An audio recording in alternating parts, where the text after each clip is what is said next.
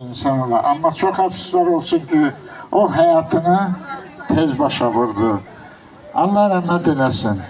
Ve onun hatırasına bir şehir həsr 20. ildə, deməli 23-cü ildə də antiterror əməliyyatıyla elə bil onun dünyasını dəyişməyə üst-üstə düşdü. Və Gülnara xanım şairəmizdən mən xahiş edərdim, mənim Qeyniyə xanım Paşayevə həsr etdiyim şeiri qiraət eləsin, buyursun.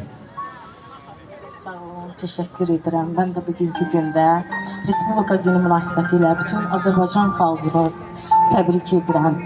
Və bugün bizim Qənirə Paşayevanın günüdür. Allah ona rəhmət eləsin, ruhu şad olsun. Və mən onun haqqında Telman Axunçunun yazdığı bu şiiri səsləndirmək istəyirəm. Dumanlı, çiskinli gəldi bu payız.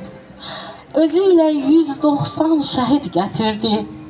Toy nişan marağı qurmadı Tovuz. Millət vətkirini dünən itirdi. Şəfa bulağının tutuldu gözü. Aldı üstümüzü qəm yağışları. Xalq üçün parlayıb yanan ulduzu. Söndürdü taleyin buz baxışları. Amma qürurumuz kədərdən büyür. Şəhidlər layiqli zəfər çaldılar. İlham zəkası ilə qalib ölkəmiz. Dağıldı, məhv oldu separatçılar. Vətən bütövləşdi, vətən sağaldı. Nigaran qalmadı nakam ruhlar. Qənirə xanımı el yola saldı. Əziz xatirəsi qəlblərdə yaşar. Əziz xatirəsi qəlblərdə yaşar.